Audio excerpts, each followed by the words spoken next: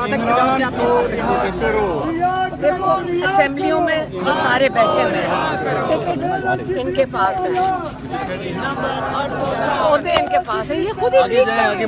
हम ये काफ़ी नहीं है कि हम इमरान खान के केसेस भी करें, इमरान खान के केसेस हैंडल करें, ये हमारा काम है।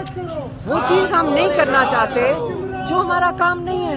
इमरान खान का पैगाम देना होता है वो दे देते हैं, और इससे ज़्यादा जिम्मेदारी नहीं उठानी सिवाय इमरान खान के केसेस की और उनका पैगाम पहुँचाने की। आज मैम आप मुलाकात करेंगी, अगर आपको नहीं मुलाकात करने दी जाती है तो नौरीन और मैम उस्मा आप अंदर जाएंगी?